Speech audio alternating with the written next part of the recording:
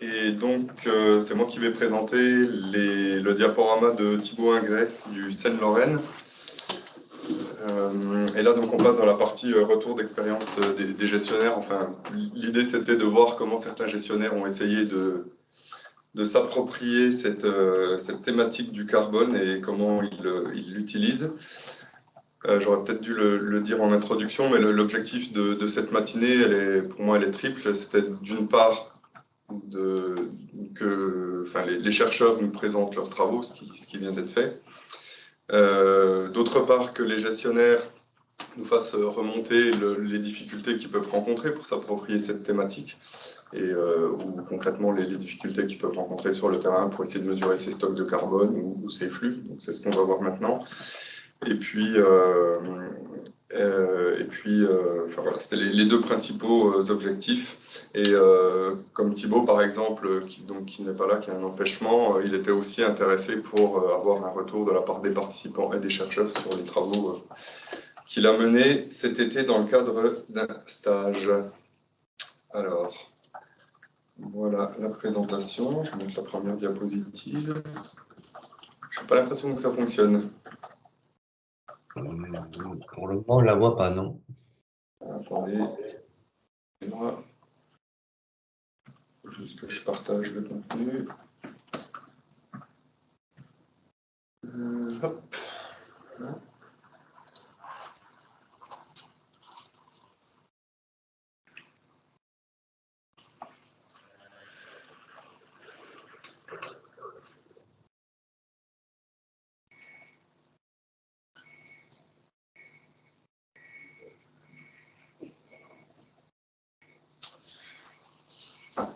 Et on dit un peu lent. On ne l'a pas à plein écran, mais ça va venir.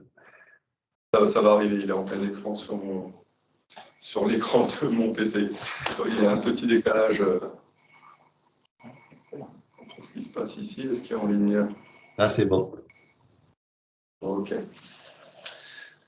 Bien, donc je vais essayer d'être aussi fidèle que possible à ce que voulait nous dire Thibaut Ingret, qui travaille donc, qui est chargé de mission au Conservatoire d'espaces naturels de Lorraine, et plus particulièrement, précisément à l'antenne vosgienne. Donc, il nous faisait une petite présentation du conservatoire et de ses missions d'intérêt général, et donc le maintien de la biodiversité, du fonctionnement des écosystèmes par la protection foncière et d'usage, et conservatoire d'espaces naturels qui travaille aussi sur la connaissance et la valorisation de ces milieux. Donc le conservatoire, il est gestionnaire de tourbières acides, du contexte vosgien, et il s'occupe pour l'instant d'un réseau de zones tourbeuses d'environ une centaine d'entités. Thibaut m'a bien précisé qu'il ne parlait pas de sites qui peuvent contenir plusieurs entités tourbeuses. Et donc il gère environ une centaine de ces entités sur les 250 qui sont recensées sur le massif vosgien. Alors, pourquoi le conservatoire a commencé à s'intéresser à cette question du carbone?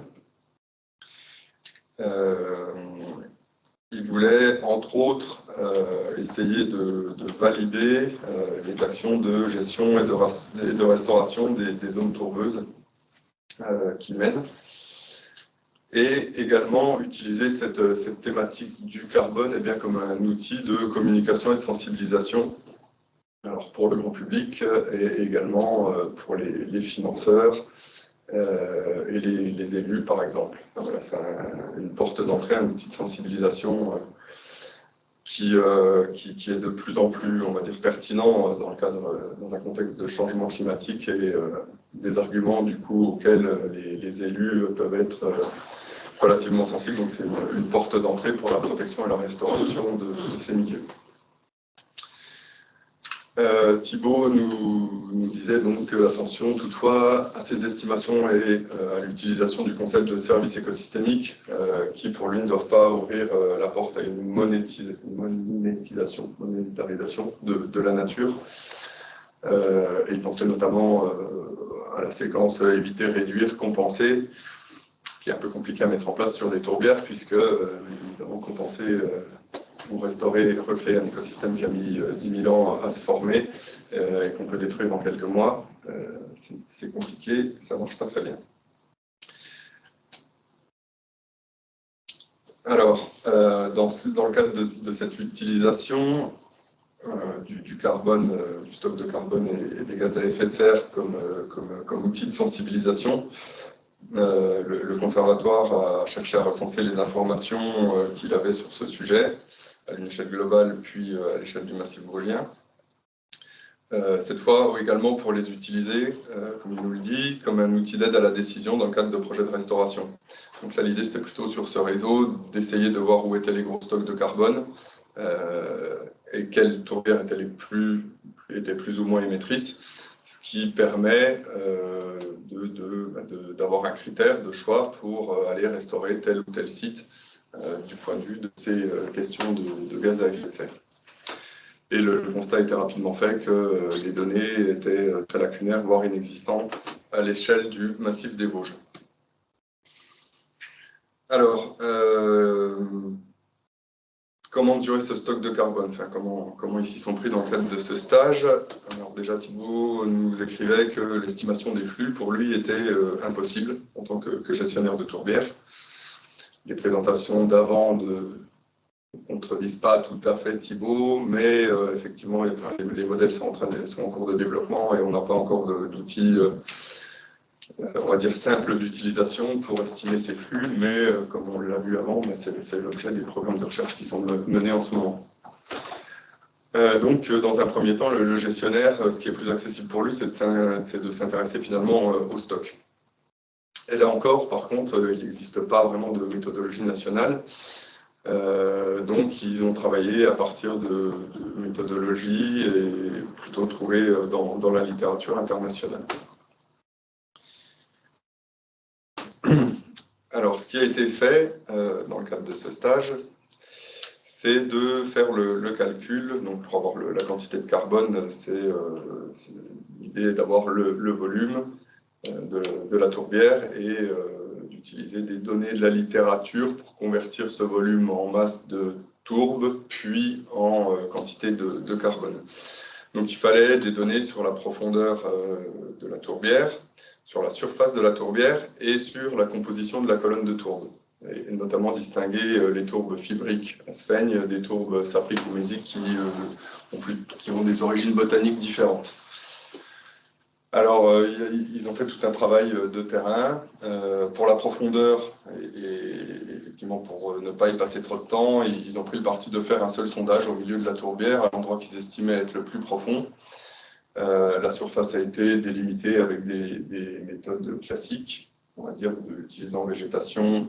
Et je pense également, il ne l'a pas précisé, mais quand même vérifier que sous cette végétation, il y avait un peu de tourbe pour délimiter le site. Et le calcul du volume global de tourbe, et la composition de la colonne de tourbe également, comme je l'ai dit, en distinguant du coup les différents types de tourbes et les horizons. Ce qui a permis ensuite de calculer le volume total et le volume occupé dans la cuvette par chaque type de tourbe. En tous les cas extrapolé à partir d'un sondage. Et puisque les tourbières ne sont pas des gros cubes, Thibaut, pour faire une estimation prudente, on va dire, ils ont donc calculé la surface fois la profondeur et ils ont divisé ça par 2 pour affiner un peu ce calcul du volume. Alors, le bilan de l'étude, ça a été fait très récemment, tous les calculs n'ont pas été faits, mais comme je vous le disais, l'idée c'était surtout de présenter la méthode là, pour avoir un retour sur leur travail. Et donc, le gestionnaire là est bien conscient qu'il fait des approximations relativement, on va dire, grossières quand même, sur le calcul du volume total notamment, et qui était à la recherche de méthodes qui permettent une estimation plus précise de ce volume, mais on est toujours aussi dans une démarche de ne pas y passer trop de temps, parce que s'il faut faire 100 carottages par hectare pour avoir une image complète de la cuvette de tourbe, ça devient trop chronophage. Et puis, les difficultés rencontrées, elles sont aussi sur la teneur en carbone des types de tourbes, et sur leur densité apparente également, je pense.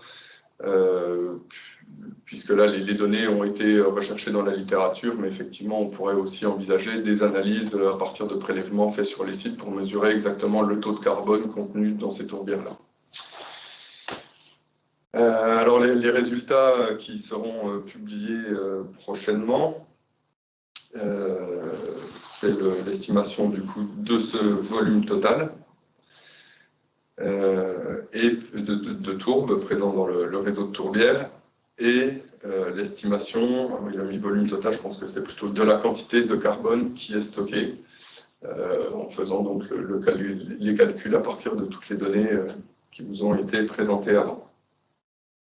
Et puis, vu que l'objectif, enfin, l'utilisation de ces résultats est double, ils vont également tenter de faire des documents de sensibilisation où ce volume total de carbone, eh bien, cette quantité totale de carbone, et qui pourrait être émise si la tourbière est totalement détruite, soit rapportée à des chiffres qui sont plus parlants finalement, parce que quand on annonce des émissions de tonnes et de gigatonnes de carbone, ça ne parle pas forcément. Donc comparer ça avec des voyages en avion, la consommation d'un foyer, d'un pays, d'une région, voilà, c'est des illustrations qui sont relativement pertinentes et auxquelles les élus et les décideurs peuvent être sensibles.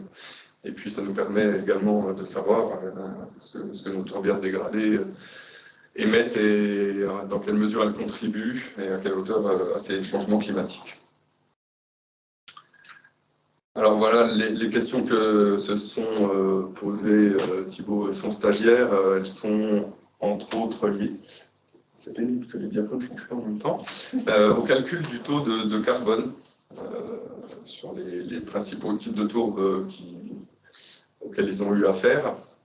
Il est également du coup à la recherche d'outils pour avoir un calcul du volume de tourbe un peu plus précis, et également de modèles d'ABAC ou de données pour calculer, pour transformer ce volume de tourbe en volume de carbone et en gaz à effet de serre. Et puis voilà, Thibaut est preneur de toutes remarques et suggestions, et puisqu'il me remercie, je le remercie aussi quand même d'avoir pris le temps de nous fournir ces informations pour que je puisse les présenter. Voilà ce qui me concerne. Si vous avez des questions, je peux tenter d'y répondre. Ce n'est pas toujours simple quand c'est le travail d'un autre, mais sinon on pourra toujours... Oui. Je peux rajouter un petit mot. Effectivement, les mesures de flux pour les gestionnaires et même pour nous, c'est assez lourd à mettre en place, et c'est compliqué aussi après pour traiter les données. Et que c'est vrai que la solution sur le long terme, c'est l'estimation des stocks de carbone.